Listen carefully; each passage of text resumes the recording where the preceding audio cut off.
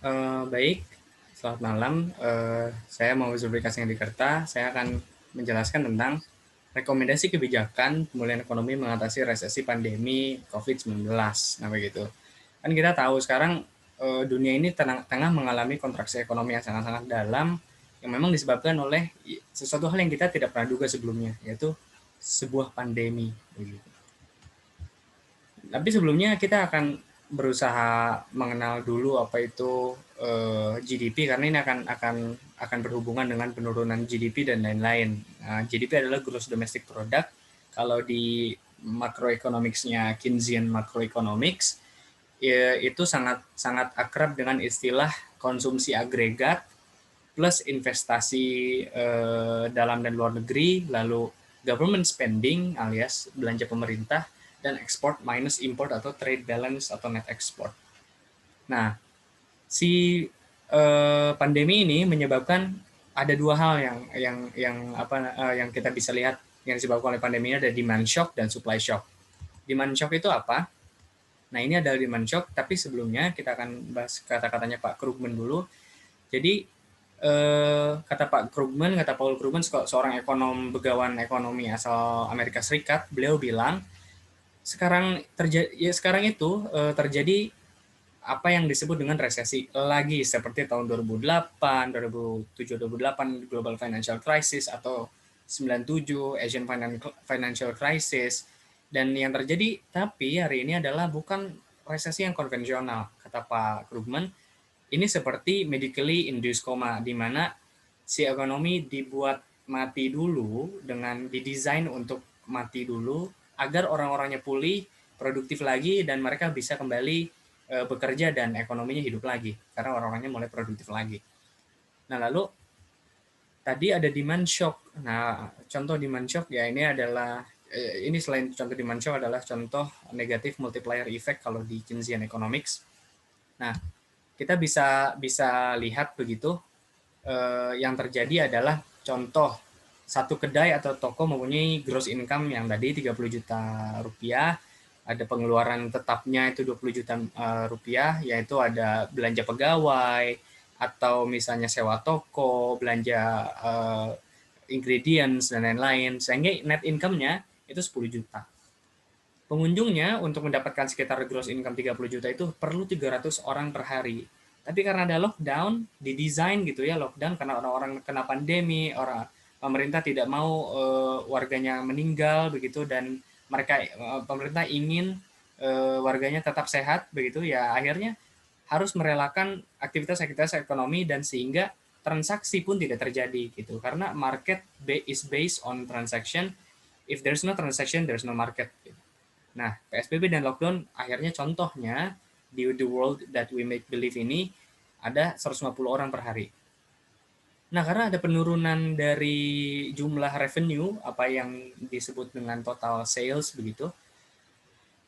Nah, karena decrease in demand gitu, jadi permintaannya menurun, yang tadi awalnya 300 orang per hari jadi 150 orang per hari, demand-nya menurun, revenue-nya pun menurun. Nah, akan tetapi beberapa expenses seperti tadi biaya biaya sewa toko, biaya ingredients dan lain-lain. Mungkin ingredients juga bisa di-cut karena pengunjungnya berkurang, tapi ternyata tidak cukup juga karena itu terjadi shock tadi, terjadi penurunan demand yang sangat signifikan begitu. Akhirnya mau gak mau beberapa companies atau beberapa toko kedai harus lay off workers contohnya. Karena mengurangi expenses tadi, gross income-nya yang awalnya 30 juta mungkin hanya jadi sekitar 15 juta. Nah, lalu apa yang terjadi dengan layoff workers yang kena PHK atau layoff tadi, atau time working hours cuts gitu ya, dan wage cuts, mereka-mereka yang lose jobs itu juga lose purchasing power-nya. Daya belinya berkurang, daya belinya menghilang, dan mereka terpaksa untuk menghentikan spending juga gitu. Mereka-mereka yang awalnya punya gaji tadi karena kehilangan pekerjaan, gajinya akhirnya ditabungkan. Mereka tidak memiliki confidence untuk spend more money lagi, nah gitu. Dan Orang-orang yang tidak bekerja ini akhirnya berhenti belanja di satu supermarket, misalnya supermarket ini juga kehilangan kehilangan gross income-nya, kehilangan revenue-nya, mereka harus lay off another workers. Jadi creating another demand shock begitu. Nah ini yang sangat-sangat dikhawatirkan terjadi negatif multiplier effect yang tidak berhenti. Nah akibatnya adalah karena global demand menurun, kita melihat perekonomian atau economic growth dari seluruh negara di dunia ini mengalami penurunan yang sangat-sangat signifikan. Contohnya di Indonesia itu sekarang annual percentage changes-nya kata IMF itu berada di minus 1.5% gitu.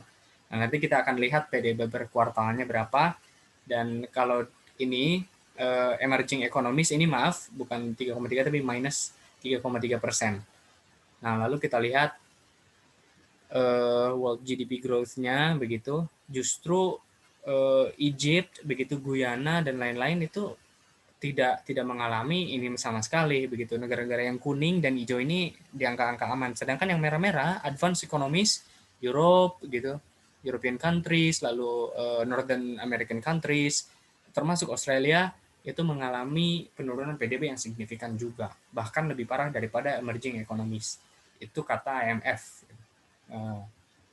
Lalu berikutnya ada ini data dari Indonesia dengan triple B countries. Kan kita tahu ada credit rating gitu, ada S&P 500, ada Moody. Nah, kalau kata Fitch, kita termasuk yang bondnya, government bondnya itu triple B, dan triple B countries ini kita bandingkan dengan Indonesia, apakah shocknya sama atau apa tadi penurunan PDB-nya sama atau tidak. Nah, ternyata kalau dibandingkan dengan triple B countries lain seperti India, we are doing good gitu, we are doing better ternyata.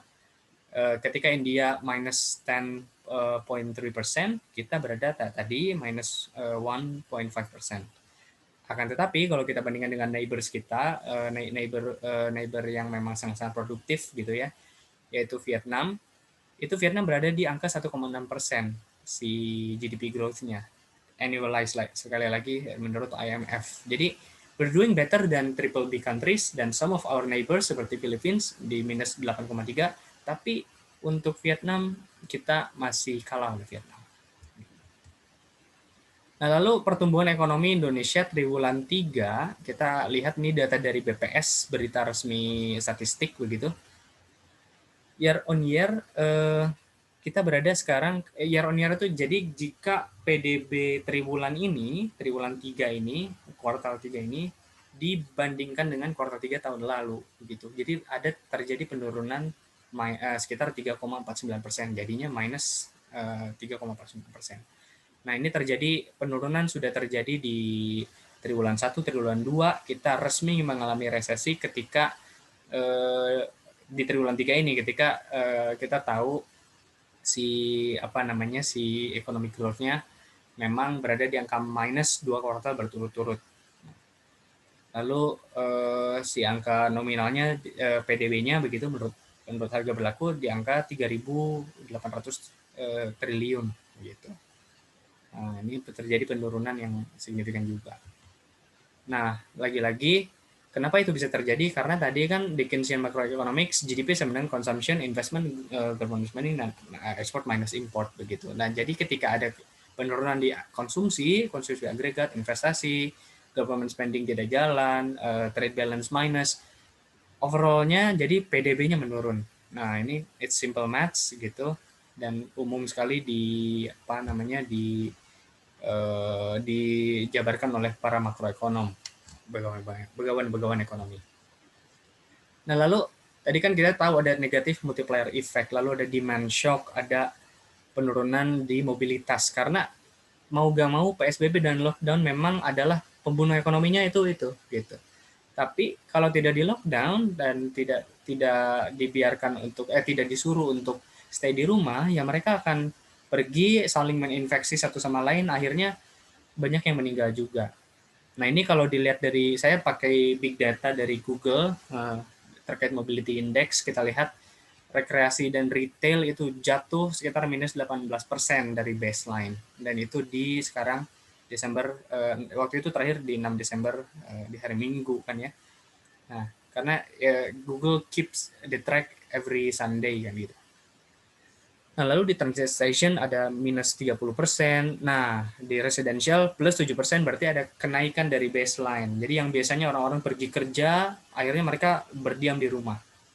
Akan tetapi, kalau kita lihat ada pengkhususan dalam dalam kurung yang saya ini kan, yang saya tulis itu middle, dalam kurung adalah middle atau middle upper class.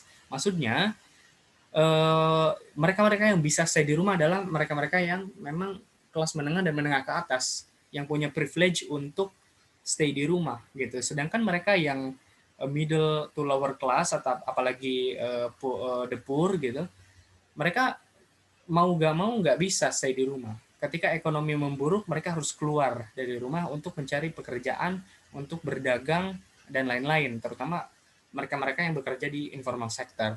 Nah, begitu. Jadi apa yang harus kita lakukan adalah ya tadi si policy-nya fokus kepada ya orang-orang ini yang memang tidak punya privilege untuk stay di rumah.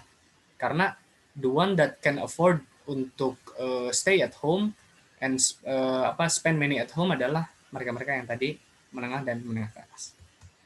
Nah, lalu kita lihat dari IPR gitu, indeks penjualan real gitu ya, IPR. Ini saya dapat datanya dari OCI-nya Mandiri. Itu kata OCI-nya Mandiri, kira-kira si IPR ini turun begitu ya di Oktober month to month kalau dibandingkan dengan September sebelumnya itu minus 5,3%. Lalu di November dibandingkan dengan Oktober minus 0,4% month to month lagi. Apa maksudnya? Ini maksudnya adalah ini menggambarkan penjualan eceran gitu diperkirakan ini masih tertekan. Nah, lalu si IPR-nya tadi terjadi di seluruh kelompok barang, di mana kelompok sandang dan kelompok barang budaya dan rekreasi mengalami penurunan yang paling dalam. Nah, ini menunjukkan bahwa informal sector juga ini yang paling terdampak. Karena kalau kita lihat logikanya juga mereka-mereka yang PNS lah katakan atau bergaji tetap, mereka punya savings gitu.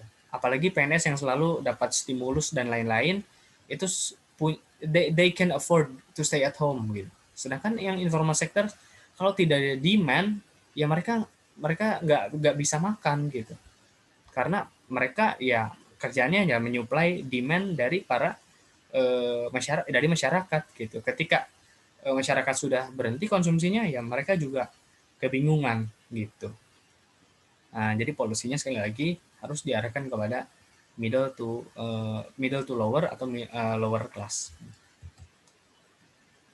Nah, lalu melihat perilaku belanjanya middle upper class, sebetulnya ini sebuah komparasi saja ya. Ini pun saya pikir terjadi di Indonesia. Kalau kita lihat dari kasus Korea Selatan itu mengalami apa namanya? Mengalami tadi si lonjakan kasusnya gitu ya, mengalami lonjakan yang amat sangat tinggi. Nah, apa maksudnya? Maksudnya adalah ketika dilihat dibandingkan dengan big data Google tadi, si si retail recreation-nya tadi itu yang dari baseline-nya Minggu Oktober 25 hampir plus, kalau tidak salah sebelum Oktober 25 itu plus, itu mengalami penurunan hingga Desember beriringan dengan lonjakan kasus. Jadi which means makin tinggi kasus, orang-orang makin stay di rumah. Kalau dilihat dari data residensial juga, makin tinggi kasus, makin naik juga orang-orang stay di rumah. Which means penanganan pandemi ini sangat-sangat berpengaruh kepada perbaikan ekonomi. Nah, ini yang jadi jadi concern adalah perilaku belanja middle upper class kan dipengaruhi oleh mobilitas. Jadi ketika mereka tahu kalau kasusnya makin melonjak naik gitu, mereka nggak bisa ngapa-ngapain selain ya stay di rumah dan berhenti konsumsi dan lain-lain begitu. Meskipun mereka tetap konsumsi ya tadi via digital atau enggak via e-commerce dan lain-lain gitu. Kita akan bahas itu nanti sedikit. Nah, merespon yang ini tadi, makin tinggi kasus, makin banyak orang berdiam di rumah, apalagi middle upper class. Nah, angka COVID-19, kasus-kasus COVID-19, angka kasus plus kematian, kalau kita lihat itu naik gitu.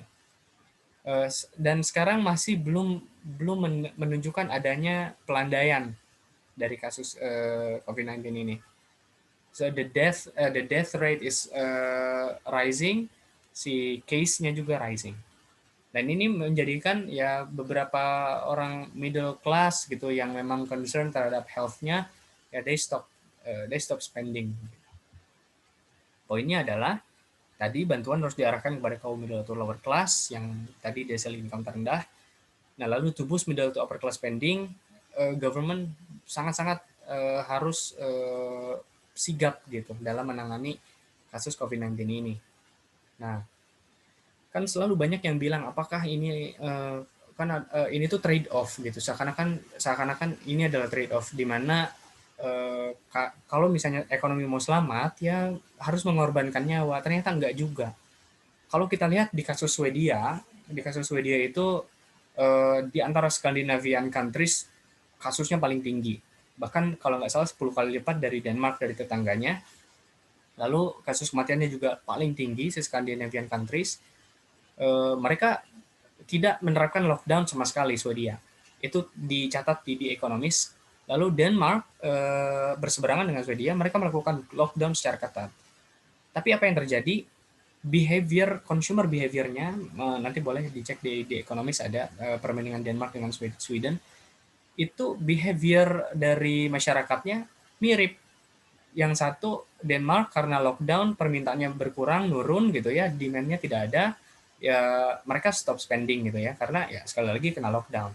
Tapi Sweden yang memang dibiarkan yang dibiarkan berkeliaran gitu oleh oleh pemerintahnya gitu ya, tidak dibiarkan tidak diinikan lockdown, diwajibkan lockdown, itu ternyata tidak jauh berbeda. Consumer behavior-nya sama, mereka memilih stay at home karena mereka tahu kalau saya keluar saya mati, jangan-jangan gitu. Kalau saya keluar, jangan-jangan saya yang kena COVID-19. Mendingan saya stay di rumah. Ternyata mereka nggak melakukan aktivitas belanja yang jauh gitu dari Denmark. Ternyata mirip perilakunya.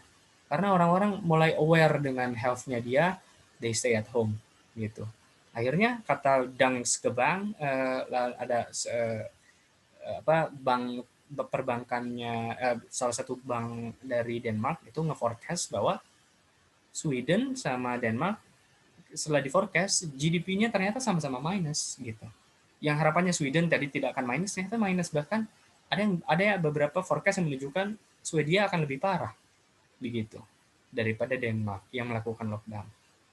Nah, lalu opsinya kita balik ke opsi, ada monetary policy, ya mungkin manipulasi suku bunga, lalu ada kebijakan fiskal. Nah, lalu kita lihat monetary policy untuk menurunkan suku bunga begitu dan apa namanya untuk ngeboost borrowing gitu. Awalnya yang kita kira untuk ngeboost borrowing itu diharapkan gitu ya dengan lowering interest rate itu akan ngeboost borrowing, ternyata tidak menunjukkan adanya signifikansi begitu. Nah, kalau saya boleh lihat, saya mengutip salah satu ekonom dari UI, Pak Cati Basri, beliau bilang belum ada pergerakan yang masif begitu dari sisi produsen atau dari sisi para companies. Mereka belum terlihat banyak meminjam gitu untuk ya tadi keperluan expenses-nya, untuk meng-cover tadi expenses yang memang tetap jumlahnya. Nah, kalau kita lihat dari loan to deposit ratio itu dari Februari yang tadinya Januari dari 93,36% itu turun hingga 89,1% di Juni 2020. Dan ini data dari OJK. Saya juga agak suuzon begitu ya, bahwa si loan to deposit ratio ini juga akan terus menurun hingga sekarang Desember. Di mana berarti belum banyak orang yang meminjam gitu, lebih banyak orang yang nge-save. Nah, ini ada yang dikhawatirkan disebut dengan paradox of thrift di Keynesian Economics atau Ricardian equivalence. Oke, kita next. Nah, tadi monetary policy gitu ya, ternyata tidak menunjukkan adanya signifikansi katanya. Lalu bagaimana dengan supply side economics, yaitu dengan lowering tax rates, deregulasi, dan lain-lain begitu. Ini kata-kata yang sangat-sangat powerful dari Pak Joseph Stiglitz gitu. Beliau bilang, katanya, tax cuts itu do not lead to faster growth, only to lower revenues. Jadi kan kita tahu pendapatannya negara itu kan salah satunya dari tax gitu ya, karena government tadi yang di CIG. Nah, dari G-nya itu ada dari tax, ya austerity dan lain-lain untuk nge-tax masyarakat.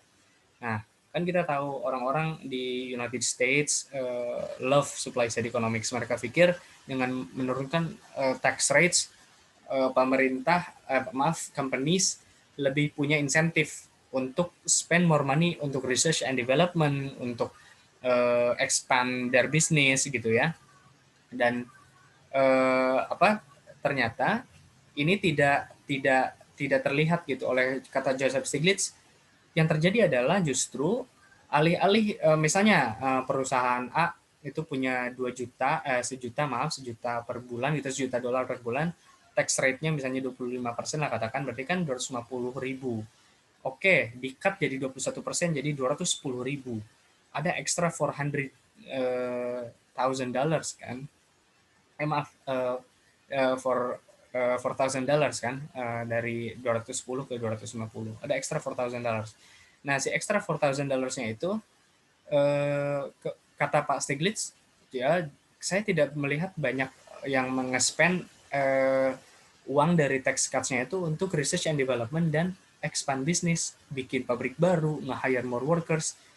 Malah, karena companies itu punya yang namanya shareholders. 4,000 ini dari tax cuts itu ya kebanyakan lari ke kantong-kantong shareholders. Nah, gitu. Lalu ini juga penting, kata Pak Stiglitz, yang create jobs itu apakah companies? Ternyata kata beliau enggak gitu.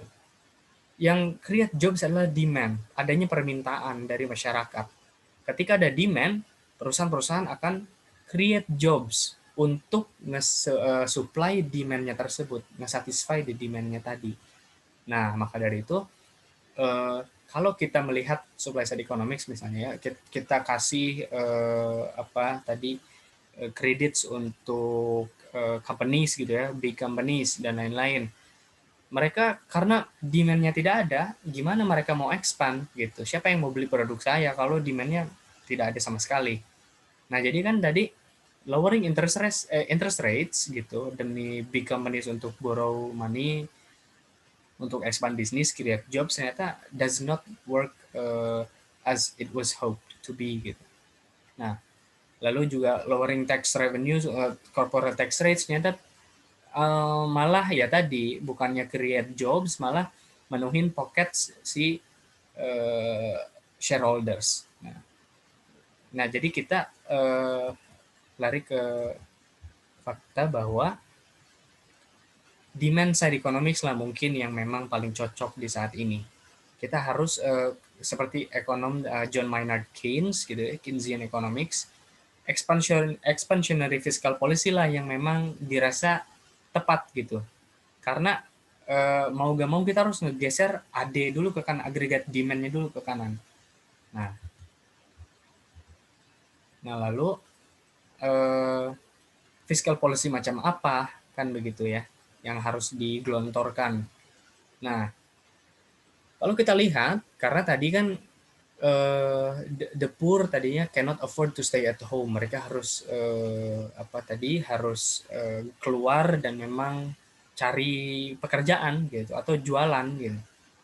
Nah, bagaimana untuk mereka bisa stay at home? Ya dengan cash transfer gitu. Cash transfer for the poor yang memang dirasa sangat-sangat efektif untuk nge-boost demand. Minimal ketika mereka dapat suntikan dana 200.000 per bulan, 300.000 per bulan memang dari pemerintah misalnya, via perbankan tentunya, mereka setidaknya punya uang untuk belanja sehari-hari, untuk belanja makanan kebutuhan hidup sehari-hari. Nah, seperti itu. Nah, jadi ketika middle upper class menghentikan konsumsinya, minimal si penduduk lower class ini, working class ini, mereka tidak menghentikan konsumsinya juga gitu. Karena yang dikhawatirkan adalah ketika mereka tidak dapat cash transfer, tidak bisa consume, tidak bisa memenuhi kebutuhan sehari-hari, they will turn to something extreme gitu. Nah, maka dari itu cash transfer ini atau BLT itu sangat-sangat dibutuhkan. Lalu ada credits untuk MSMEs yang adalah UMKM maksudnya. Nah, yang bisa memberikan kredit kan ada BPR atau tidak ada beberapa komunitas-komunitas gitu ya, dan ada juga dari perbankan. Kebanyakan kalau nggak salah dari perbankan. Nah, bunganya itu bisa disubsidi oleh pemerintah. Minimal ketika mereka pinjam ya mereka pinjamnya seakan-akan dengan ya interest rate yang 0,1% gitu. Nah, padahal misalnya 0,5 tapi 0,4-nya dibayar oleh pemerintah. Nah, ini bisa dilakukan credits to UMKM agar UMKM ini tidak menjadi zombies company, terutama yang menengah. Nah, yang menengah kan biasanya eh, lebih punya banyak expenses begitu. Yang ditakutkan adalah ketika terjadi demand shock, tidak ada demand dan lain-lain, si usaha-usaha ini yang tadinya mungkin jumpstart usahanya via permodalan yang memang minjem juga gitu. Akhirnya karena mereka revenue-nya turun, gross income-nya turun, net income-nya turun, mereka nggak punya dana untuk bayar utangnya bahkan default bisa jadi. Atau tidak mereka bisa, ya tapi ya mereka hidup untuk bayar utang, jadinya zombies companies gitu. Nah, lalu ada skema kartu prakerja ini saya mengutip dari Pak Cati Basri, Bu Remahana, dan Benjamin Olken dari Harvard kalau nggak salah. Nah, ini ada skema kartu prakerja untuk middle to lower class. Nah, karena middle to lower class itu kayak menengah tidak, tapi miskin juga enggak. Nah, ini yang dikhawatirkan adalah there will be new poor gitu. Ada kelas penduduk miskin yang baru. Nah, bagaimana caranya untuk menjangkau mereka? Ya tadi dengan skema kartu prakerja. Memang kartu prakerja kan banyak banget tuh, banyak dikritik begitu oleh kawan-kawan saya misalnya, atau oleh penduduk masyarakat Indonesia, tapi setidaknya ini menunjukkan review preference. Contohnya ketika middle to lower class itu memang income-nya terpengaruh gitu ya, eh, mereka akan berlomba-lomba untuk mencari tambahan dana gitu karena mereka desperate misalnya untuk mendapatkan tambahan dana. Salah satunya adalah ya tadi dengan mengambil skema kartu prakerja. Karena saya yakin eh, orang-orang kaya begitu ya, atau orang-orang yang menengah dan menengah ke atas itu nggak mau mereka buang-buang mereka merasa mungkin buang-buang waktu saya training ngantri selama berjam-jam gitu hanya untuk 600.000 rupiah gitu.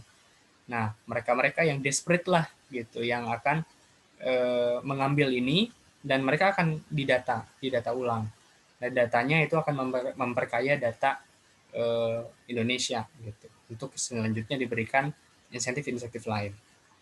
Nah, lalu ada subsidi listrik for middle class. Kalau misalnya mungkin middle class ya, terutama ya middle class ke middle upper class sedikit, karena mereka mereka tidak punya katakanlah mereka tidak begitu banyak terpengaruh oleh pandemi, misalnya PNS atau atau ya pejabat-pejabat begitu, mereka akhirnya ya gimana untuk bisa ngebuat mereka tetap consume. Minimal adalah si kebutuhan-kebutuhan primernya seperti listrik, air ya itu di-cover dulu gitu, di-cover oleh pemerintah sehingga mereka punya extra money untuk spend, untuk digunakan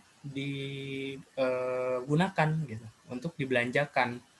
Ya dibelanjakannya kalau bisa sih memang ke UMKM terdekat agar ya memang kalau tidak ada investasi baru di tempat itu ya ada velocity of money yang cukup cepat, akhirnya ekonominya tetap hidup.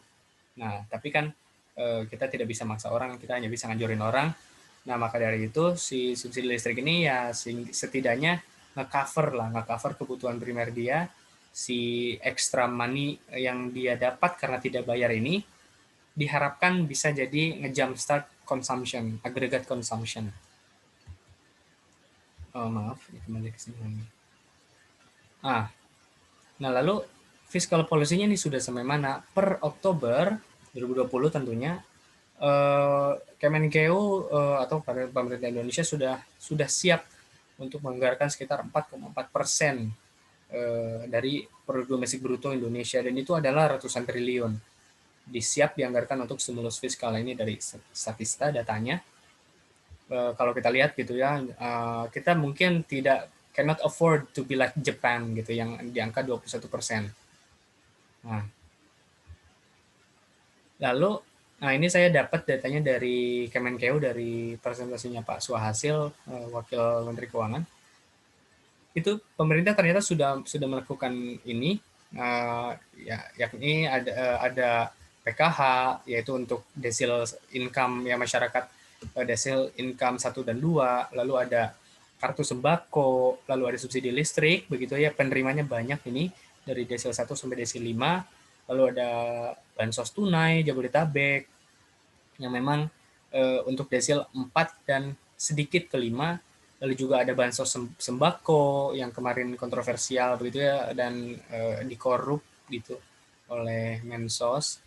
Lalu ada BLT dana desa, dan ada kartu prakerja. Nah, ini kartu prakerja tadi. Ya, diusahakan mereka-mereka yang mempunyai, yang akan apply for kartu prakerja ini, program-programnya kartu prakerja, itu diusahakan mereka-mereka yang tidak pernah menerima PKH, tidak menerima kartu sembako, dan tidak menerima bansos Jabodetabek ini.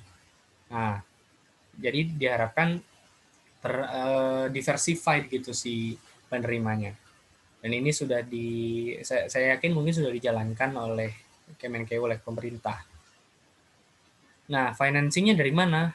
Yang pertama adalah ada SAL, mungkin ada dana abadi, tapi juga mungkin sudah saatnya pemerintah, maksudnya masyarakat Indonesia ya untuk mewajarkan berutang gitu, karena kalau kita tidak berutang, tadi masyarakatnya tidak bisa memenuhi kebutuhan hidupnya sendiri, mereka harus keluar, sudah mereka terinfeksi, akhirnya mereka meninggal, sudah masyarakatnya meninggal, ekonominya tidak bisa diselamatkan. Jadi benar-benar total calamity gitu kalau misalnya sumber pendanaannya tidak ada untuk tadi menyelamatkan ekonomi.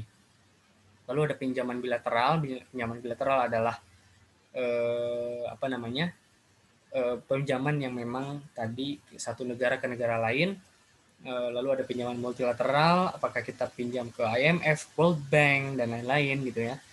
Nah, lalu juga kita bisa cetak surat berharga negara, SBN, domestik atau global bonds gitu.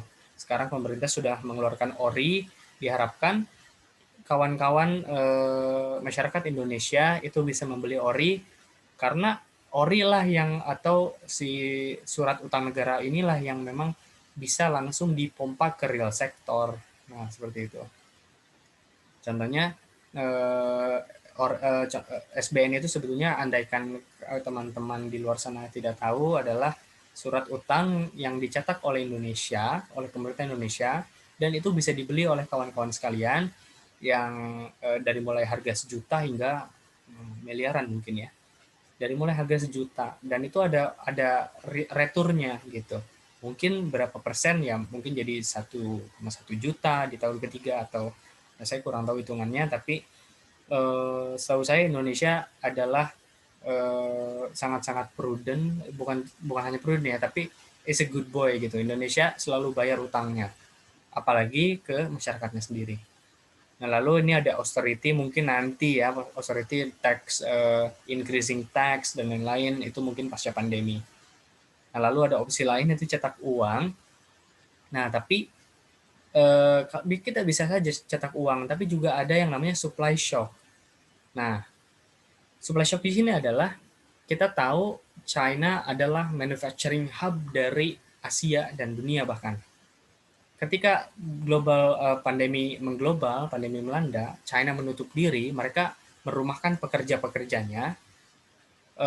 China yang adalah biggest exporternya dunia itu menghentikan produksi. Ya akibatnya adalah para importir, negara-negara importir kehilangan supply-nya gitu yang dibutuhkan. Padahal supply ini katakanlah esensial gitu bagi keberlangsungan hidup masyarakat di para importer ini. Akhirnya ya terjadi kelangkaan beberapa produk, supply shock. Kalau kita cetak uang, sedangkan supply-nya tidak ada, yang terjadi kan hyperinflation. Harga-harga barang malah jadi naik signifikan dan itu ngobatinnya susah. Nah, makanya cetak uang atau helikopter money adalah ini terakhir, garda terakhir. Nah, itu bagi pemerintah Indonesia. Nah, lalu tadi berbicara utang bilateral atau multilateral sebagai financing pembiayaan pemulihan ekonomi ini. Kalau kita lihat debt to GDP ratio-nya Indonesia itu masih berada di angka 38,5% gitu. Nah, jadi Indonesia itu termasuk prudent gitu. Kita tidak sering berutang, apalagi mengetahui apa dampak utangnya dulu ya ketika Asian Financial Crisis, jatuh tempo dan lain-lain gitu. Mungkin kita juga agak trauma dari itu, makanya pemerintahnya prudent. Tapi memang naik dari sekitar 30,5% di 2019, lalu naik hingga 8,5% di 2020 sekarang. Nah, namun kalau kita lihat, kita memang tidak separah Jepang, Sudan, atau Greece.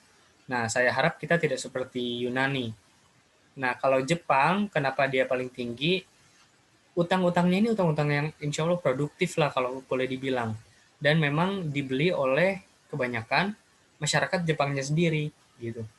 Nah, sehingga utang-utangnya Jepang ini bukan utang yang memang dibelanjakan untuk hal-hal konsumtif gitu, belanja pegawai dan lain-lain, tapi untuk kalau nggak salah belanja kapital. Nah itu lebih lebih lebih baik gitu ya daripada Yunani, jauh-jauh lebih baik daripada Yunani atau Sudan. Sudan ini sudah hampir kolaps kalau nggak salah, South Sudan kalau nggak salah yang hampir kolaps. Nah, jadi itu adalah presentasi tentang makroekonomi dan pemulihan ekonomi nasional, dan saya percaya bahwa seluruh data ini menunjukkan bahwa apa yang bisa kita lakukan adalah ya tadi ngeboost demand, karena mau nggak mau si krisis ini itu tidak bisa diobati dengan supply side economics, tidak bisa diobati dengan tadi lowering tax, lalu ada deregulasi atau memberikan kredit banyak kepada companies gitu, karena demand-nya tidak ada. If the demand is not there, there won't be any supply. Nah, makanya sekali lagi government spending harus dinaikkan demi menaikkan consumption itu, dan lalu juga ya, trade balance mungkin harus dijaga juga ya, sehingga kalau consumption naik, government spending naik, PDB-nya selamat dan kita tidak akan terjun free fall begitu, tidak akan mengalami kontraksi ekonomi di kuartal keempat. Dan diharapkan juga perbaikan ekonomi di 2021 dengan inducing demand itu bisa menyelamatkan apalagi bisa membawa Indonesia kepada economic growth yang jauh lebih baik gitu, dan mungkin di atas 6 atau mungkin di atas 7%. Memang ininya adalah inflasi gitu ya, akibatnya adalah inflasi, tapi untuk keluar dari resesi ini maksud saya kalau lebih baik inflasi sedikit daripada harus resesi terus-menerus. Nah, baik, sekian dari saya. Assalamualaikum warahmatullahi wabarakatuh.